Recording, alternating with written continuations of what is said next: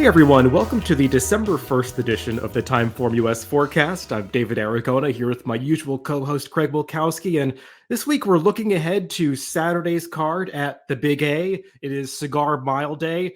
No longer is the Cigar Mile a Grade 1 event. Not going to complain too much, as much of a fan I am of New York racing.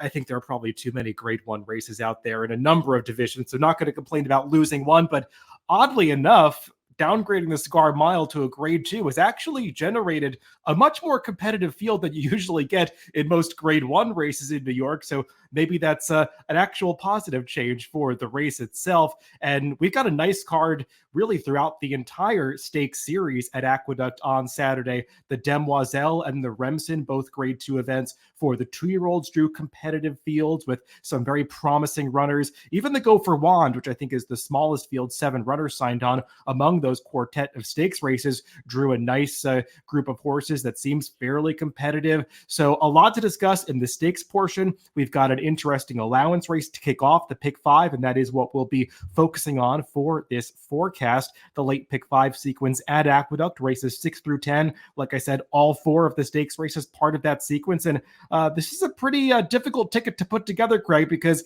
a lot of ways that you could potentially go in these stakes events.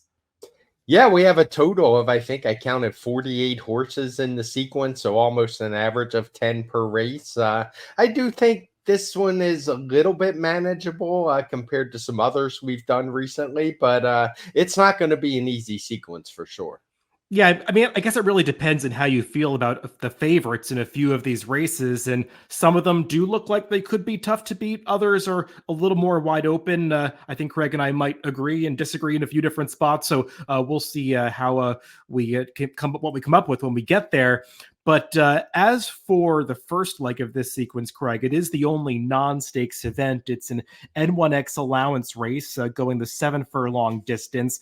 This one has a field of 10 signed on, and I think we are going to have a pretty clear-cut favorite in this race in the number 3 Overstep going out for the Todd Pletcher barn. Not the first time this horse has come off a lengthy layoff. He missed his entire 3-year-old campaign after showing some promise as a 2-year-old. He's a New York bred, was a narrowly beaten second in the Sleepy Hollow in just the second start of his career, but was off for over a year. We briefly saw him earlier this season at the start of his 4-year-old campaign and won both of those starts at Aqueduct, including earning a pretty impressive TimeformUS speed figure the last time that he was seen, but obviously another layoff followed that, been off for a long time. So we'll see what we get from this horse, Craig, but I think he's coming back in the right kind of spot. It's not like this is the toughest N1X field that we've seen on the circuit. No, his last TimeformUS speed figure of a 116 when he beat New York breds kind of is the best in the field, and it looks really strong. It's not the strongest non-winners of one allowance that we're ever going to see in New York for sure. So it's just a matter of how much confidence do you have that this horse is going to show up and be the same horse we saw last time. As you said, the positives are he's twice before. I mean, I always count first-time starters as coming off a layoff. He won easily as a first-time starter. Then he won easily off that 450-plus day layoff last time. So I think it would be kind of silly to write this horse off just because of the layoff, because he has a lot of talent, and he's certainly one that I'll have on my tickets. Yeah, Todd Pletcher has a reputation for doing really well in these situations, and he definitely wins at a high rate off layoffs.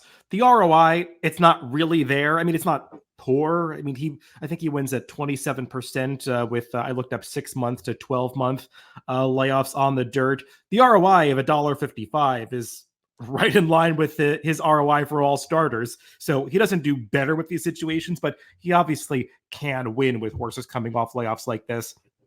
And I think what really helps Overstep in this race, Craig, is he's a horse that likes to be forwardly placed. He led for most of his victories when we saw him earlier this year. And it seems like he's landing in a spot where there's just not a ton of speed signed on, and IRAD should be able to get him into a forward position.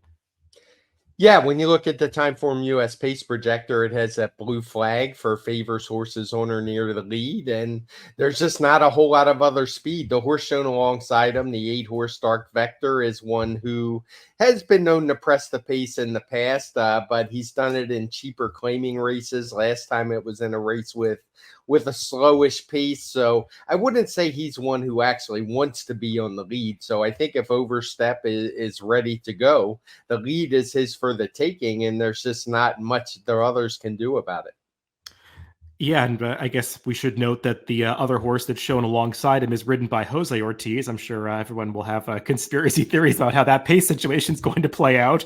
But I think we do have to discuss the two Linda Rice horses in this race, Craig, because, I mean, one of them is that number 8 Dark Vector, who is ridden by Jose, who I think is generally considered to be the go-to rider for Linda these days. And Linda Rice maybe hasn't claimed as many horses at Churchill recently, but seems like Keeneland is still fair game, and she picked up a pair of horses out of the same $62,500 claiming race back at the end of October. Like you were saying, Dark Vector is the one that has the early speed. His form for the George Weaver barn prior to the claim was kind of inconsistent. I mean, they tried him in some ambitious spots, but he's a horse that kind of never really delivered or ran back to that high speed figure that he earned at Keeneland back in April of earlier this season. And he's just one that I don't fully trust, though I will say, if you look up the stats for Linda, especially within the past 12 months, I mean, she has just been tearing it up with these claims, especially those that she gets from Kentucky. You can't really filter for only Kentucky claims in Formulator, but I mean, if you look up, first off the claim with domestic shippers, I mean, she just does fantastic. The ROI is through the roof. So I think you have to be afraid of these horses. Yeah, I think so. I don't really like Dark Vector in this spot very much. I just because of Overstep in here, and I think he's going to wind up being the chaser. I would prefer the other one, Power Seeker, a little bit. It's a little bit scary to back a horse claimed off of Brad Cox, who, I mean, he does well with his horses, obviously. So when he dropped one into a claimer last time, a horse that had won first out in the maiden special weight at Keeneland, that was kind of a negative sign. Actually finished behind Dark Vector that day, very narrowly, but yeah, I'm just not as high. I know the stats are there, but these horses would have to improve quite a bit. And not that Linda Rice can't improve her horses. We know she can, but up to the speed figures that we're going to see from some others, not just Overstep, it seems like a little bit too big of a jump for me. I like Power Seeker in this race, and I think he can be a little more forward than he's shown on the pace projector. I know he didn't have any early speed in his debut race at Keeneland back in October of 22, but he really fired in the stretch that day to run down those horses, and obviously was off for a long time after that, had some sort of issue. I mean, I'm not viewing the drop in class as the biggest negative for this horse, Craig, because he's almost 5 years old now.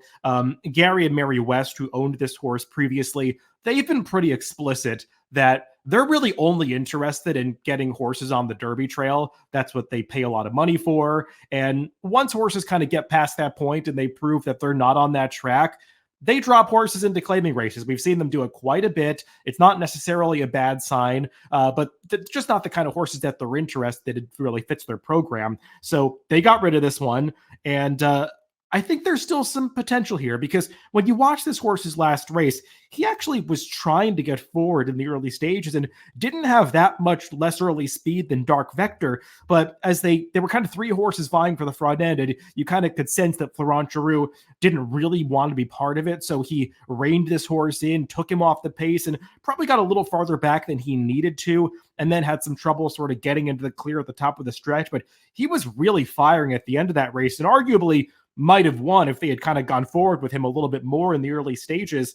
I like the confident move up in class for Linda off the claim with this horse. And I just think it's interesting that this is the first time that this horse has been entered for Linda, I believe. Dark Vector, I want to say, was entered either last week or 2 weeks ago. Had Eric Cancel named that day, which maybe was indicative of the fact that Linda was going to scratch him.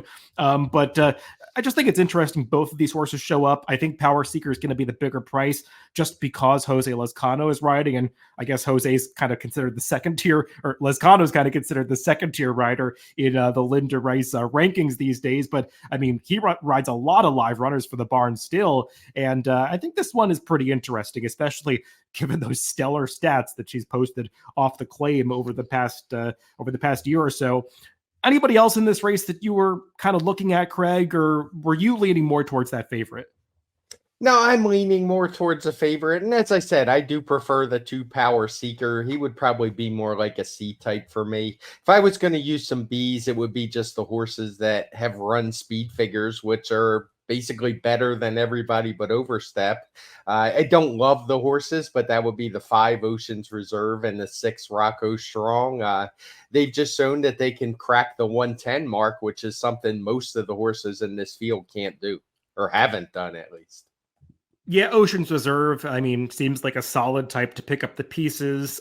He's tried this level a few times, hasn't quite been able to get the job done.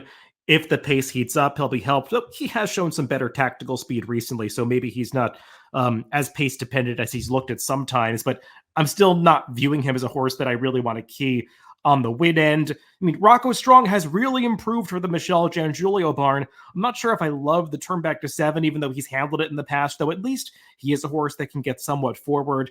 I didn't really know what to do with him. I mean, he did face a really strong field last time, as we're actually going to see Cascase in the Cigar Mile a little bit later on this card, but he was just kind of a tough call for me, sort of a horse that I could use as more of a B or a C type.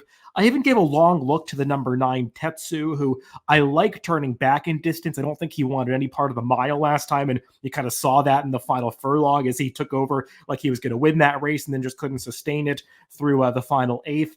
I just am a little concerned that he's been facing slightly weaker company. The speed figures aren't there. But, I mean, it really depends on how you feel about Overstep, because if you think that Overstep is a little bit vulnerable, this race opens up to a lot of horses that haven't necessarily earned those 110 plus TimeformUS speed figures, but maybe if Overstep regresses, then this race could be won by a horse that's not quite as fast. So I'm kind of on the fence with Overstep. I respect him. I respect the connections. I just didn't want to lean on a horse like this in the first leg of a sequence where I've got some opinions later. I don't want all of my play to go through Overstep. So I'll use him, but I kind of wanted to elevate some other horses that I was interested in, first and foremost among them being that number 2 Power Seeker.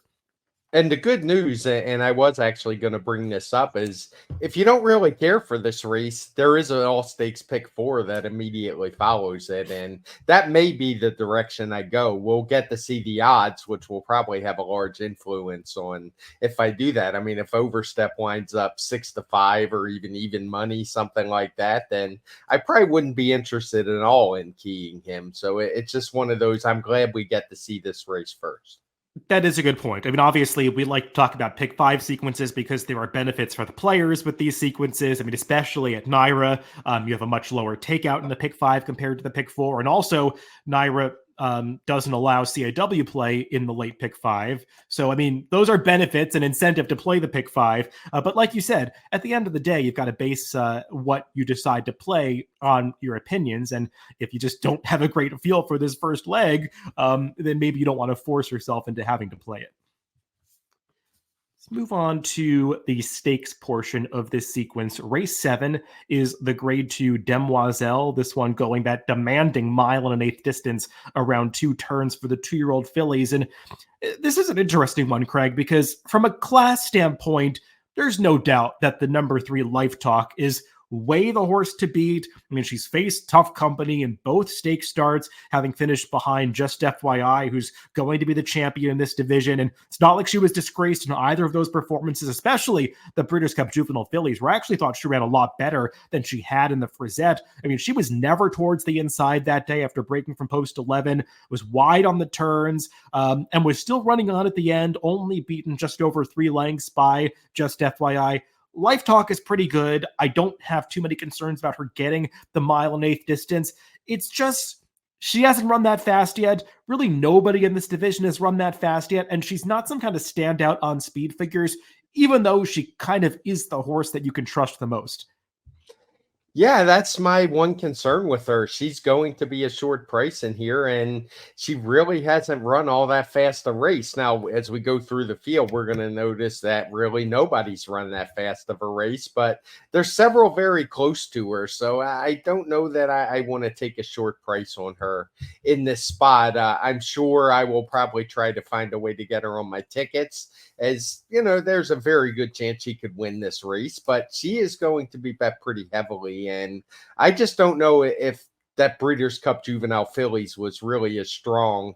Sure, the winner ran great. The top two actually ran great that day, but I just don't know about that field and how strong it was. We've seen one run back from it. It hasn't been very good. So I'm a little bit iffy on her. Now, we've got a couple other horses with stakes experience, well, a few with stakes experience drawn to the outside here. And I guess the problem with horses like Shimmering Allure and Caldwell Loves Gold, and maybe even to some extent Ringy Dingy, is that they've been successful in stakes races coming from way off the pace. And I guess, the conventional thinking is these horses have finished so well going shorter, they're going to love going longer, a mile and an eighth. It doesn't always work out that way, and sometimes you don't get as much pace in these two-turn races. So I'm a little bit concerned about the running styles for those horses, but I do respect the trajectory, especially of Shimmering Allure, who has just been improving with every single start, and I think you can kind of rely on her to show up with a competitive effort. Yeah, you bring up a good point about this distance, particularly with 2-year-olds, because often we think as these horses stretch out, they're going to go faster early, but there's always some concerns by the connections that, if, wondering if the horses can get the distance. And these races often play out a lot slower than what we think. So I do have concerns there won't be a ton of pace in here. Shimmering Allure, who you mentioned, got a great trip last time. A race that was all red fractions, was able to come from near the back and just blow by the field. So I would prefer her to a couple of the other closers in here. You mentioned Caldwell's Loves Gold. That one I'm not as high on. I'm not as confident that horse once the mile and an eighth. Watching his races, really flattened out last time in a race that featured a slow pace against New York breds. The horse to his inside, to her inside, is the one that kind of caught my eye. It's Ringy Dingy for Danny Gargan. And this is a horse who really hasn't run fast at all. Speed figures in the 80s. If there's one horse of the closers that I think is going to love the distance, it would be her. Just the way she's finished up her races, even her sprint when she broke her maiden, she was really flying at the end. So I think she's going to run a much better speed figure, but it's going to have to be noticeably better. So I didn't want to go so far as to make her my top pick. The horse I'm really interested in here is the 5 Vino Rouge, a horse who I thought had a really tough trip last time in the Tempted Stakes. It was that race won by Shimmering Allure.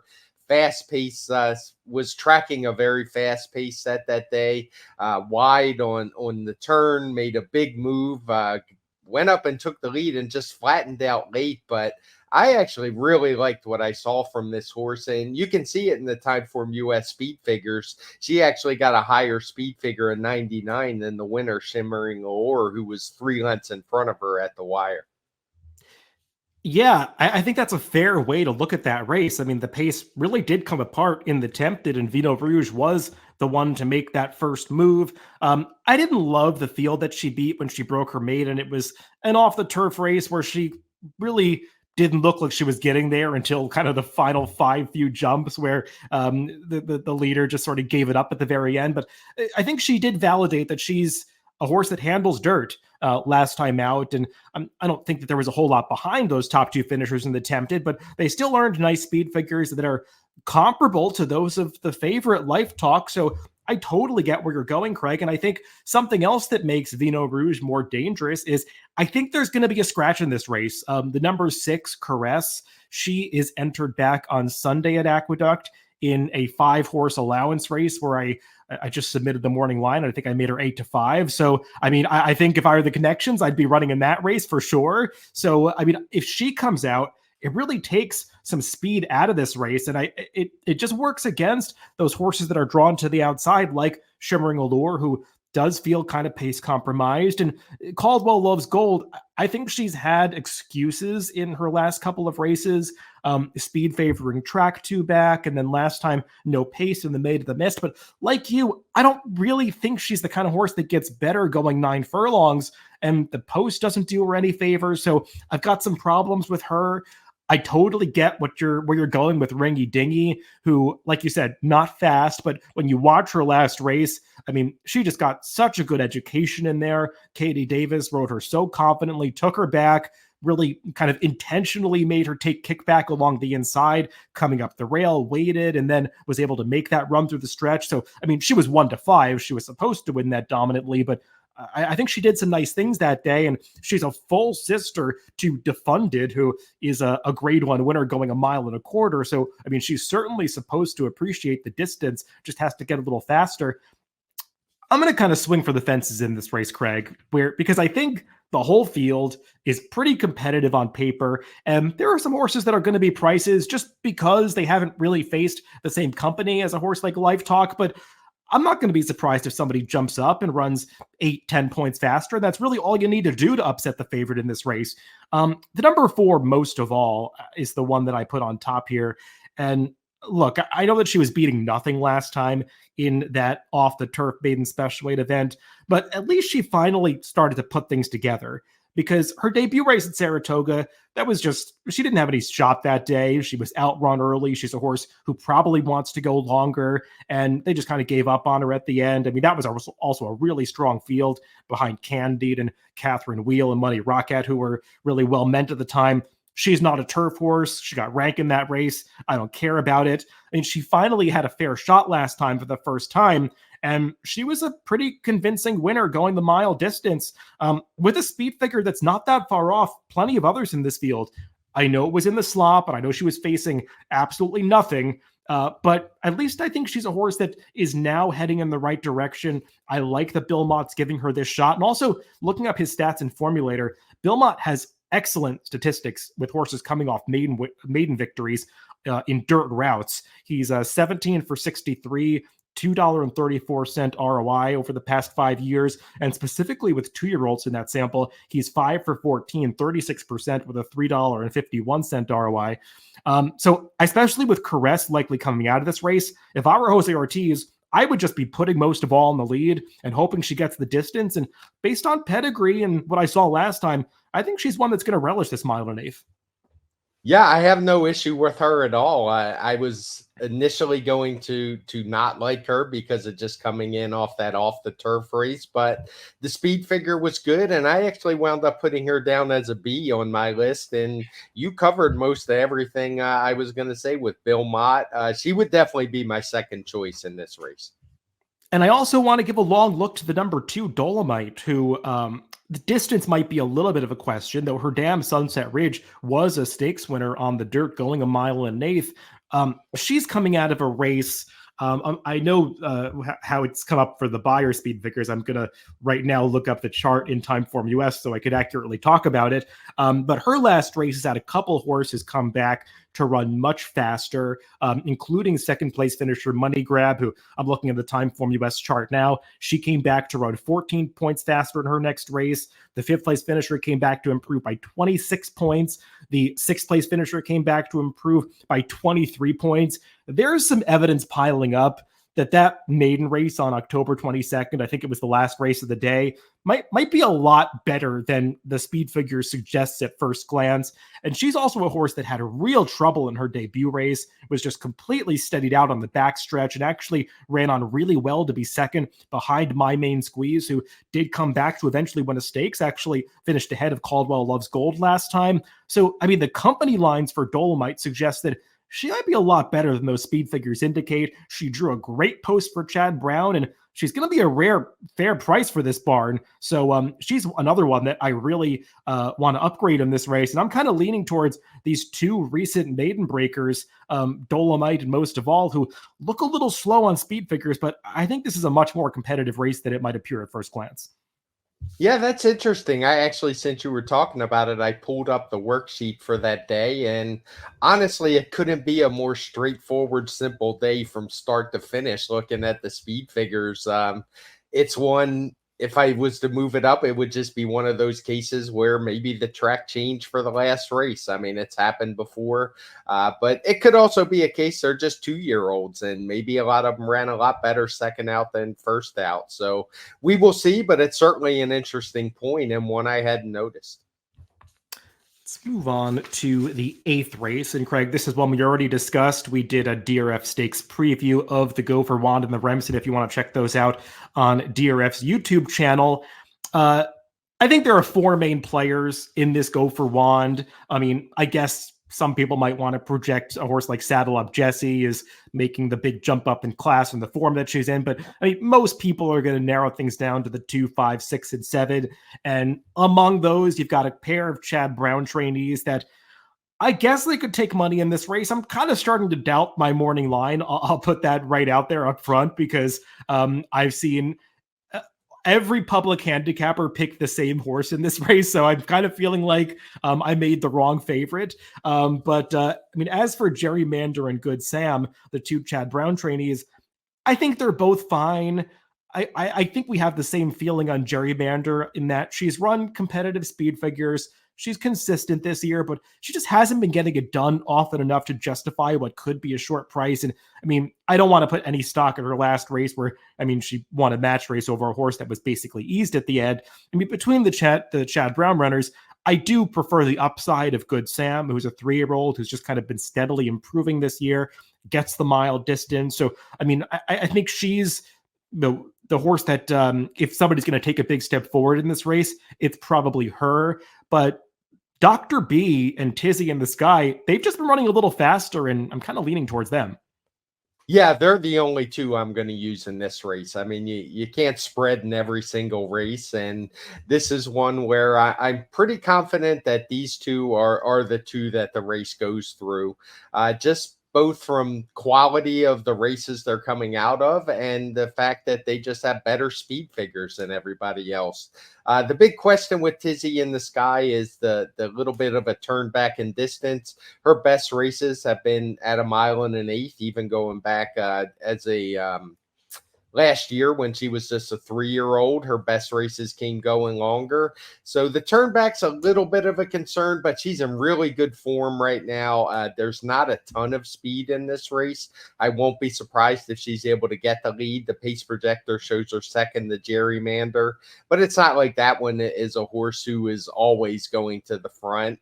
She's rated off the pace before. So I won't be surprised at all if Jose Ortiz just decides to sit on the flank of Tizzy in the Sky on Gerrymander. I just don't know if that one's better than Tizzy in the Sky. I think Tizzy in the Sky is probably the better horse, but I know the horse we both wound up selecting on top is the 2 Dr. B, a horse who we both think has dirtied up form. When you look at the last 4 races, I actually, when I did the rundown for the video preview, I mean, none of the last 4 races were good enough to show a video replay of her, so we didn't do one, but that's just because she's been running in much, much better races. She won this race last year over a sloppy track, but it's not like she has to have a sloppy track.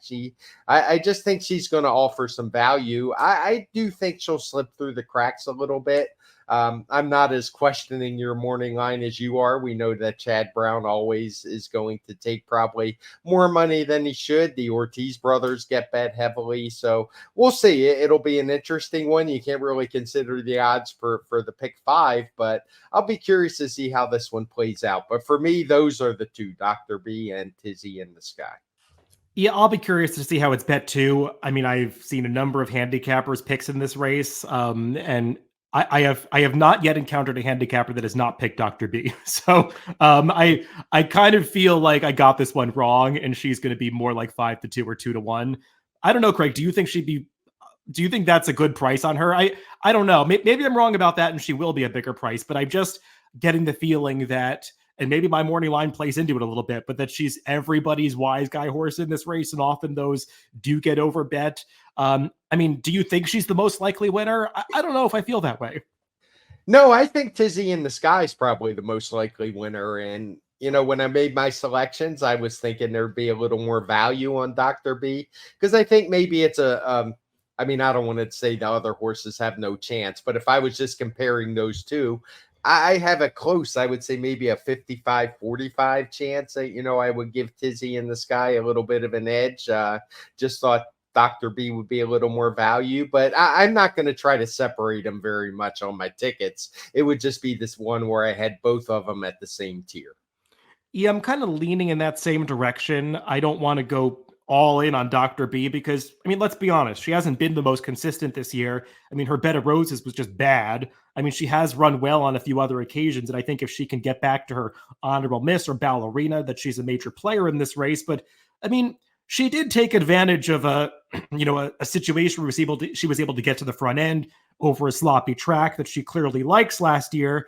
And I'm saying when she won the Gopher Wand, going this mile distance, she still has to prove that she really is best going the mile, and she's probably not going to make the lead here because Tizzy in the Sky and potentially Gerrymander are just faster in the early stages. So I've got some questions about Dr. B. I think she'd be interesting at 4-1. I just kind of feel like maybe that price was always a fantasy.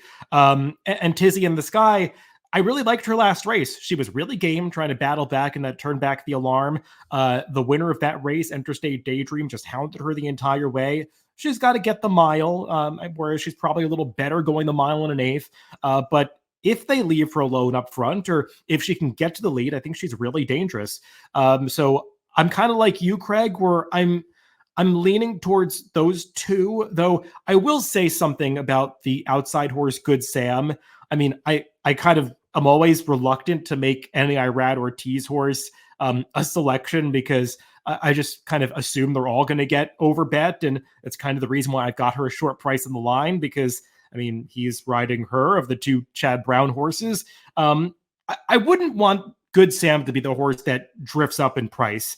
I mean, if she's somehow like 7-2 in this race, that's a horse that I think you want to upgrade because I like her more than I like Gerrymander.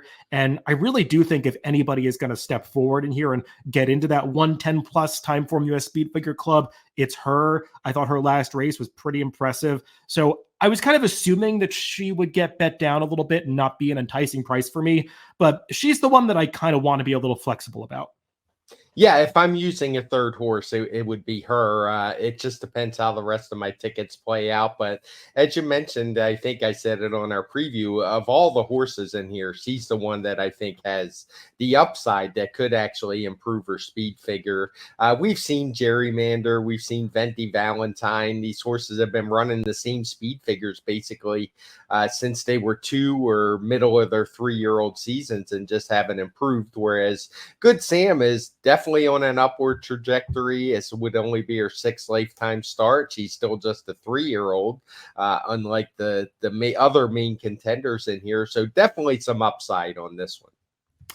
Let's move on to race 9, back to the 2-year-olds in the Remsen. This one is going that same mile and an eighth distance for the Colts and Geldings, and we got a field of 10 signed on, and I'm really excited for this race, Craig. I think there's a lot of potential in this race, a lot of horses that are going to appreciate the mile and an eighth distance. The number 3 Dornoch, I do think he's going to go favored in this race, and he probably should off his last speed figure that he earned for breaking his maiden at Keeneland so impressively. As you were pointing out, we did our stakes preview.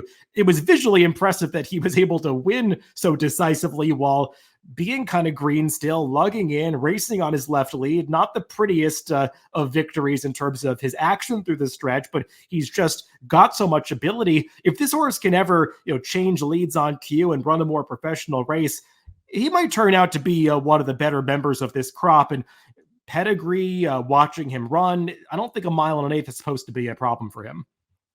No, I have no issues with Dornoch. I think I picked him second. The concern is that he won't do it all, put it all together, because so often that's what we like to think when we see horses that are green and they don't put it all together and they're goofy, that they're just going to suddenly mature, but they often don't. And as the competition gets tougher, that can be a problem. But he was so good last time. I think you got to really consider him the horse to be that you did in the morning line, and I have no argument with that. He ran a 111 TimeformUS speed figure. If he was able to change leads and run straight, there's no reason that couldn't easily improve 7 or 8 points, which would put him up there with almost what we saw in the Breeders' Cup Juvenile, where Fierceness ran off and just destroyed that field. So Dornoch is clearly the horse to beat. Since we already did a video preview on this race, I'll just jump right in with the horse that I picked on top. And it's because I mentioned Fierceness. I went with Private Desire, and maybe I'm just reading too much into it, but this horse just reminded me so much of Fierceness last time, where in Fierceness start prior to the Breeders' Cup, he had an awkward start. He did no running whatsoever. Just was really disappointing that day, and I wrote him off, and he delivered. And Private Desire kind of did the same thing last time. He had a tough start, got left a few lengths behind, just kind of grounded out around the turn, looked like he was making a move and flattened out without ever really getting in the race. But I go back to that maiden win in September at Belmont at the Big A, when he won easily in fast time. And when I pull up the TimeformUS chart for that race, it's been a pretty strong race. All the horses who have come back have run similar speed figures. I think one horse went on turf and regressed a little bit, but everybody else has either run the same or improved a little bit. There hadn't been any wins, but there's been some good races. So I think that race was totally legit. And I think this is a horse who may slip through the cracks. It is a race we have coded as being a fast pace. He does draw the 10 holes, so that's tough, but I think he's going to be every bit of the 10-1 you pegged him on the morning line. And I think with his early speed that he showed in the maiden race, he could get good position before the turn. And I'm just looking for him to turn it around at a price. Yeah, I mean, I don't really have a problem with viewing him the way that you do, Craig. I'm not sure what happened to the Nashua last time, because, I mean, he was just kind of goofy at the start of the race, looked a little unfocused. And, I mean, once he got as far back as he did in the early stages, he just had no chance, because that Nashua was just a total merry-go-round affair. There was nobody doing any running at the end. The two horses that were forward just dominated that race. And I mean, I guess Where's Chris is a horse that we have to at least discuss, because I mean, he finished well ahead of Private Desire that day. But I mean, he got the right kind of pace set up, sitting on top of a moderate pace. And like I said, the two speeds just dominated. I know that the Richard Dutrow barn has been winning with everything lately, and not just winning, but it seems like every horse they send out has been putting up a career best performance. So that scares me a little bit. But Where's Chris was 19-1 last time. He's going to be maybe a third of that price in this race. And he's still got some things to prove to me, especially in a race that is supposed to feature a faster pace. And I think that the horse that you like, Craig, is really sort of key to how fast this pace is going to be, because I agree. I think that if they're going to have a shot with Private Desire, Pletcher has to instruct Jose Lezcano to be aggressive and just send this horse from the outside post, because the last thing that you want to do is be indecisive and then get hung 4 or 5 wide into that clubhouse turn, which is very possible because a lot of these horses have that similar stalking running style. So I think you want to avoid that and send this horse forward. And then I think that's going to in turn dictate what kind of trip Dornoch gets, because Dornoch is a horse that wants to be forwardly placed. He ran that career best effort when they sent him to the lead last time. And you've got that speed, La Dame Bro, drawn down towards the rail, that probably is also going to get an aggressive ride. So if you add Private Desire to that mix, then you kind of maybe have a situation where the pace really does heat up.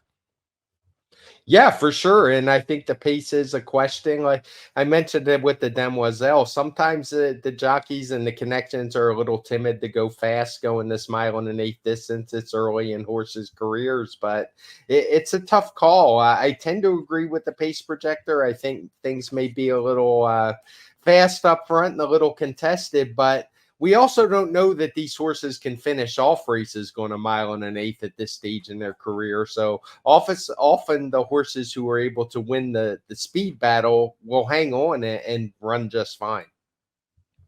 Now, a couple other horses that we should talk about, Craig, that I think are going to take money in this race. I mean, I already mentioned Where's Chris, who I think we have the same opinion about, that we kind of want to see it again.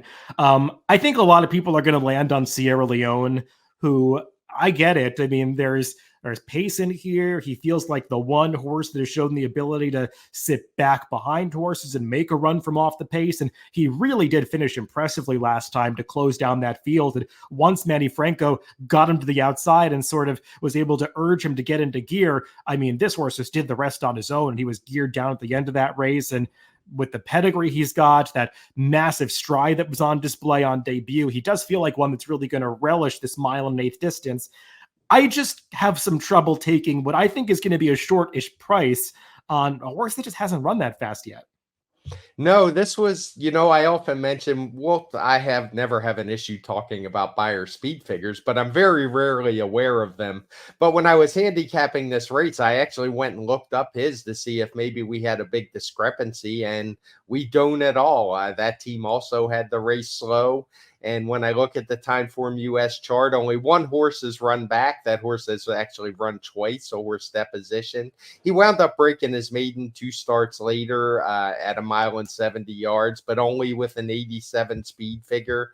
The horses Sierra Leone beat that day just have not been very good. So I have no issue with the speed figure, and this is never the kind of horse I want to take.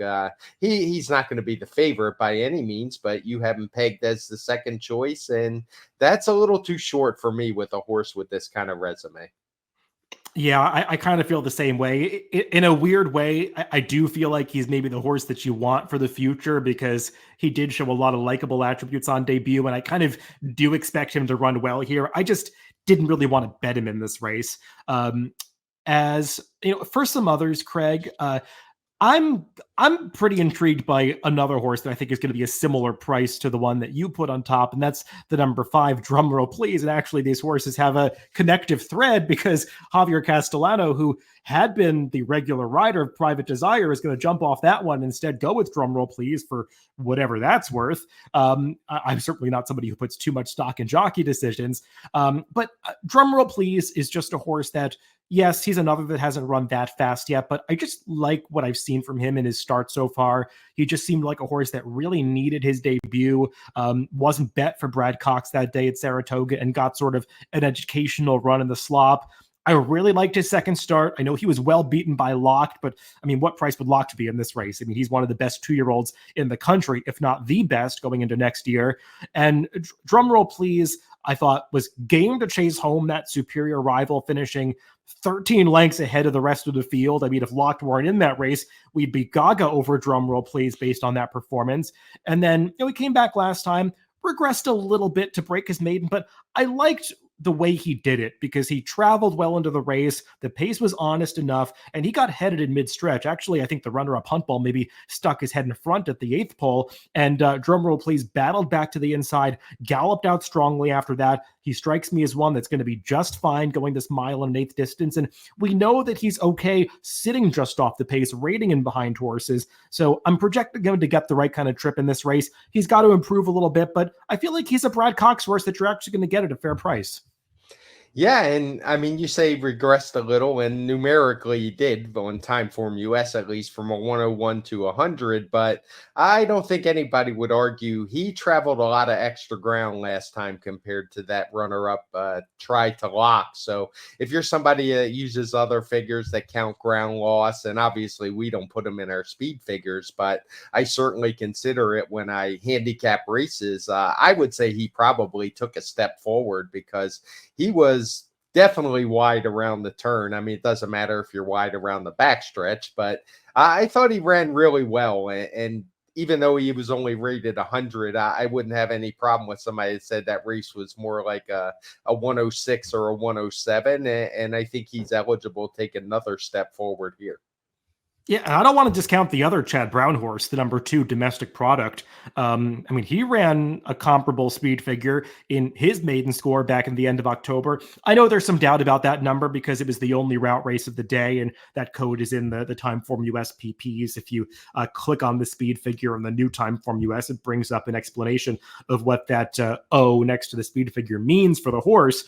But He really improved going the mile and an eighth, and he has that mile and an eighth experience, which most of the others are really nobody else in this race does, going that exact distance. He's a horse that I really liked when I was watching his workouts prior to the debut at Saratoga. I just thought he looked like a horse that was superior to a lot of his workmates, but when he made his debut that day, he just looked a little green and unfocused and wasn't quite ready. And I know the on-track analyst comments from I think it was Maggie that day kind of agreed with that he just needed the start, but they put the blinkers on last time and he really improved. Like the Chad Brown horse in the Demoiselle, he drew a great post for this race, and I think he's dangerous at what could be a fair price. No, I do as well. I'm pretty sure I had him in my top four somewhere, and I agree with everything you said. And just for a little clarity on the O, we use that when we think it made it a little tougher to make the speed figure. Not just like there's plenty of times that there will only be one route on the card and we don't use the O. The reason we did it was because these were 2-year-olds. A lot of them were stretching out for the first time, and it was the only route. So usually when you see those codes, we go with the main issue, but it's normally a combination, not just the one thing. Well, let's move on to the Cigar Mile handicap. And with it being a grade 2 this year, Craig, we drew a grade 2 field, but it's a really competitive one. And I think you can go a lot of directions in this race. You've got horses that are dropping out of grade 1 race, some horses coming out of the Breeders' Cup, some that ran the local prep, the 49er, which was a very competitive race with a blanket finish. You've got horses coming in from different directions, different tracks. A lot to consider in this race, Craig. I'll kind of throw it to you because I'm going to be shocked if we didn't pick the same horse. Really, I don't know who. I mean, I obviously came up with a top selection. I don't know that I would even bet him in a race like this, but I wound up going with Senior Buscador. Unfortunately, he's the morning line favorite in here, but the more I looked at this race, it just, to me, it looks like he is the horse who is by far the classiest horse. He runs the best speed figures in the field.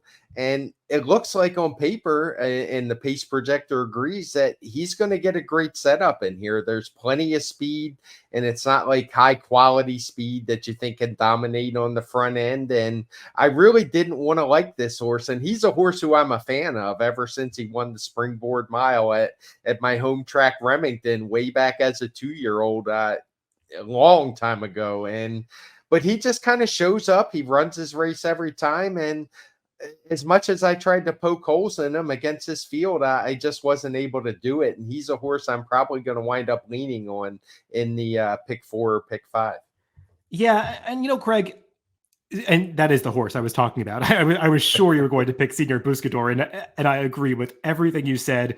I mean, I think the thing that we've been kind of talking about with Senior Buscador for years now is that these shorter races are better for him, not just because he can't get a mile and a quarter. I mean, he's actually run a little better than I expected in a few of those longer races, but you just get more pace generally in these shorter races. And he's a horse who is so pace dependent. He's supposed to get the right setup here. And when you go through this field, Craig, it's hard to not see this pace heating up a little bit because you've got a horse on the rail, Coastal Mission, has to go. Ever So Mischievous, he's got to get position.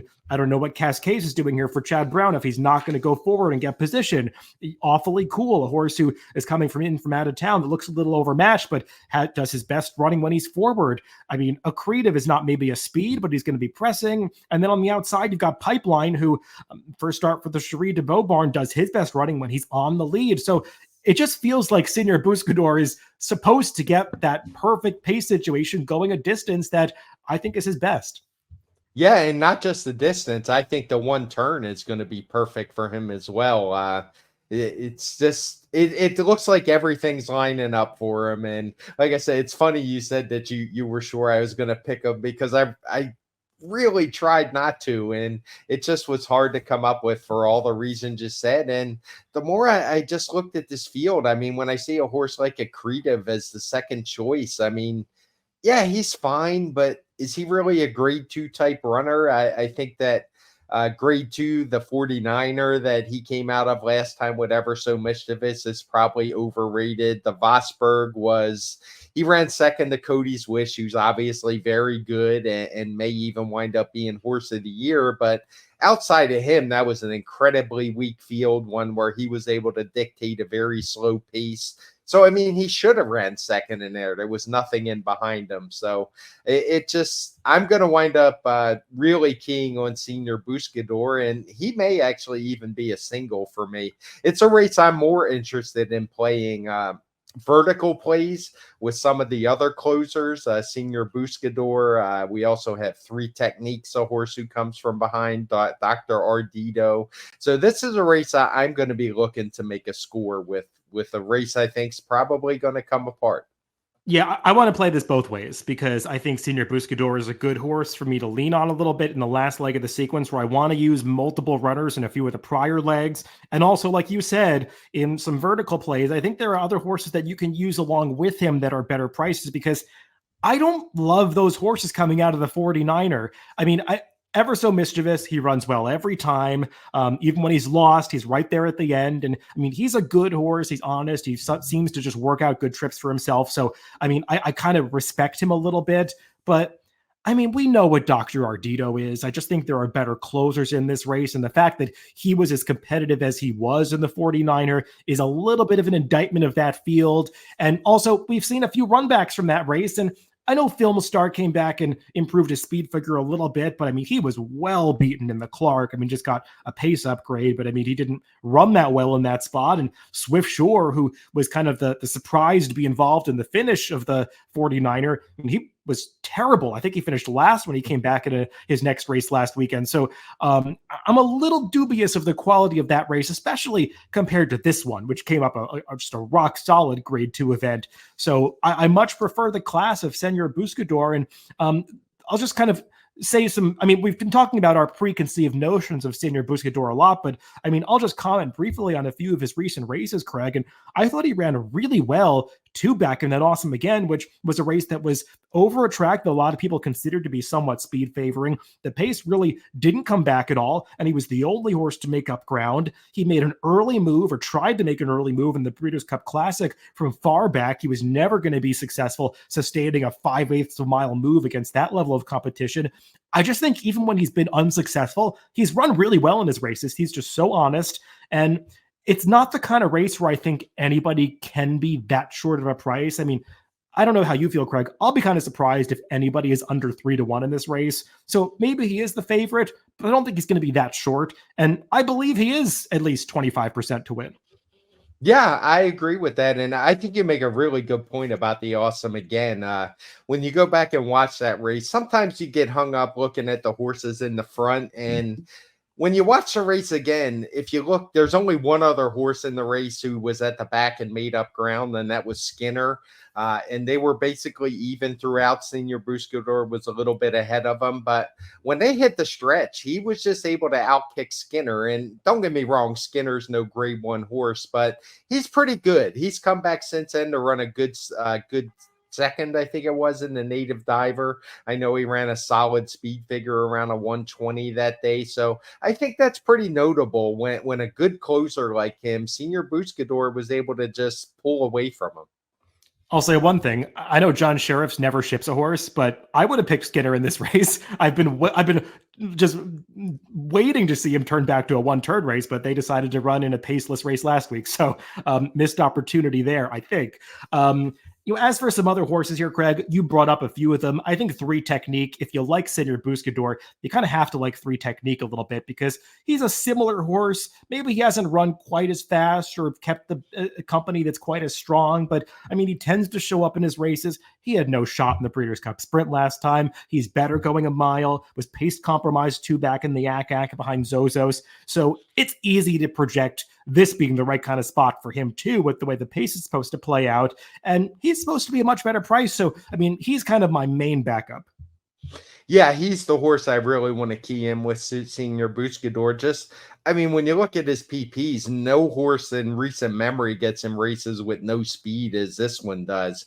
I mean, even the Breeders' Cup Sprint has some of the fractions coated in blue. Now, some of that's because of how fast Elite Power finished, but even the 3 races before that, including a couple he was able to win. He won the Grade 2 Nehrude, overcoming that slow pace. He won an allowance before that, but I think those speed figures are more in line. And when you look at the final time figures of those races for him, he's been able to run pretty well. So I think he's dangerous, and I'll definitely be using him in vertical bets. And if I was going to use one backup, it would be him. I'm going to use 2 main backups, him, and I'm using Pipeline. Craig, I'm not letting these Cherie DeVoe trainers switches beat me anymore. I mean, if people haven't realized by now that Cherie DeVoe is one of the best trainers in the country, they're just not paying close attention. This is not a downgrade by any means, getting this horse from Chad Brown. I mean, just look up the stats in Formulator. First off a trainer switch over the past 5 years. I mean, she's 8 for 41. I know the percentage isn't great, but the winners have been prices, $4.53 ROI. I'm not even sure if that's counting the European shipper from last week. So, I mean, she's just getting these horses to run for her. And sometimes it's a different program. I mean, you can get horses like this to wake up. And we saw it from Stage Raider for the exact same connections with the same trainer switch a little bit earlier in the year. Pipeline, he's got the back races to be very competitive with this field. And at least he's the speed that's drawn furthest outside. So he's probably not going to have to deal with that kickback that some others that get a little bit outrun might have to. And he's going to be a big price in this race. So I don't want to let that horse beat me. Yeah, I totally agree with you on that one. Cherie DeVoe has just been doing she's had a fabulous year. I would have to look up her stats. I almost would be surprised if she didn't have just a flatbed ROI for the season. It's one I don't know, but I'll look it up later and see. Just excellent, no problem with that. And as you said, if he was inside, I would totally toss him. But given the 12 posts, there's no reason he can't sit on the outside near the pace and run just fine. So I've got no issues with that pick. Well, that comes to the end of the handicapping portion, Craig. Let's we covered these races pretty well, so let's just do a pretty brief recap to go over how we might play a sequence like this. And we mentioned a lot of horses, but I think, as you were saying towards the start, it's the kind of sequence, if you're playing the pick 5, I know there are a couple spots that you're probably going to try to narrow things down a little bit and maybe reserve some other horses for vertical plays. Yeah, the first leg, like I said, I don't know if I would play a pick 4 or pick 5. I tend to always want to go the pick 5 because of the advantages you covered already. So I don't want to go into them again. But it's kind of going to depend on the odds of overstep. If he's around that morning line or even 8-5, 9-5, I'd feel a lot better at it, using him heavily. If he drops down the even money or 6-5, not so much. For me, I would use backups of the 2, 5, and 6, the one Linda Rice that I prefer. And the other 2 are just the horses with the best speed figures who figure to pick up the pieces if the 3 doesn't show up. In the Demoiselle, I actually really like the 5 Vino Rouge would be the A horse for me in here. If I was going to do some backups, I may consider Ringy Dingy just because of the way she's really finished off her races. Has some obviously some ground to make up speed figure wise. Life Talk is obviously one of the obvious ones. I don't want to get knocked out if she were to win. The long shot you selected most of all, no issues with that one at all. If I was against a horse in here, I would say it would be the 9 Caldwell Loves Gold. I don't like that one at all. And Shimmering Allure would be a tough call for me as to whether I would include as a backup or not. Just depends how much the rest of my ticket cost. In race 8, I definitely prefer 2 horses, Dr. B, Tizzy in the Sky. Probably 95 to 100% of my play would go through them, where I could maybe find a way to use the 7 Good Sam as a backup. In the Remsen, it's probably a race where I would spread a little bit. I said Private Desire is my top pick. I would certainly use him as an A. Dornock, I don't want to get knocked out if he loses. I mean, he has every right to win this race. And it's not like he's going to be 4-5 in this field because it's so deep and strong. And the horse you mentioned, drum roll, please. You kind of sold me on him. The horse I would be against is Sierra Leone. And then in the last race, the Cigar, which, like you said, it's surprising. It's a grade 2, but one I'm really looking forward to. I think most of my play has to go through Senor Buscador, and 3 Technique would maybe be a backup. And for me, I would try to kick it off in that first leg, race 6, by using the number 2 Power Seeker as an A. I like this horse, and Overstep, he's also going to be on my ticket. I could use them as A's and B's, or maybe a 2A situation with a few C's in here, which would be horses like Ocean Reserve and Rocco Strong. But I prefer them much less. The more I think about it, I kind of want to really key in on the 2 and the 3 in this race, and spread a little bit more in a couple of those 2-year-old stakes races, like the Demoiselle race 7. I made most of all my top pick. It's just a value play with her. I don't think she's the most likely winner, but I think you do want to upgrade horses like her in bets like the pick 5, because they're going to make it pay if you could be right about a runner like that. And I feel the same way about the number 2 Dolomite. So I'm going to use those 2 recent maiden breakers along with Life Talk as my A's in that race. And then as B's, or C's perhaps, I could use the horse Craig likes, Vino Rouge. I get the case for that one. And Shimmering Allure and Ringy Dingy. I understand those 2 have decent chances as well. I just, from a value standpoint, I wanted to lean more towards the 2 and 4 being the ones that I really pressed. In the Go for Wand, I'm kind of not really viewing this race as any kind of separator. I like Craig, I like Dr. B and Tizzy in the Sky. The more I think about it, I'm kind of expecting that the 4 favorites, or maybe the 2, 5, and 7 in particular, are going to be about the same price. Maybe they're all 3-1 or something like that. And in that situation, I would want to use the 2 and the 5, press them a little bit, but also the number 7, Good Sam. She's not the kind of horse that I want to let beat me, because I do think she's got that upside. So that would be the 3 that I would use in the Go for Wand. In the Remsen, I like Drumroll Please. I think it's going to be the right kind of price. I'm not quite as confident in Domestic Product, but once again, I think he's going to be the right price as the bigger odds option of the 2 Chad Brown runners, and I really like his last race. So they're kind of the 2 that I'm upgrading from a value standpoint. I do expect Dornoch to run well. I do expect Sierra Leone to run well, but I kind of view Dornoch as being better value, just having more confidence in him with the speed figure of his last race and the trip that I think he's going to get here. I have a little more faith in that one. So he's the one that I'm more likely to include in a pick 5 sequence. And I'm kind of leaning towards just really going through those 3, the 2, 3, and 5 in this Remsen. And then closing things out, Senor Buscador would be the only A for me in the Cigar Mile, kind of like Craig. I just think he's a cut above the rest in terms of class and being the most likely winner of this race, and supposed to get the right kind of pace set up, provided that there aren't an inordinate number of scratches in here. And then the 2 backups that I want to use at prices are 3 Technique and Pipeline on the outside. And maybe there'd be a B and a C, or 2 Bs. And then, if I'm kind of playing a long shots ticket with keying the value horses that I like, and the Demoiselle and the Remsen, I could also have another ticket like that going to Ever So Mischievous, because I don't want to be knocked out by a horse that just seems to run well every time and make good trips for himself. So of the shorter prices outside of Senor Buscador, the 2 would be the one that I'm most afraid of in the Cigar Mile. Yeah, I just think it's just not an easy sequence, but I hope people out there are able to find some good plays in it, because we're not going to get this kind of racing for at least a few weeks, probably until after the holidays. This is really the last big day that we're going to see like this, and I'm really looking forward to it. I think Aqueduct has done a great job putting a really good card together.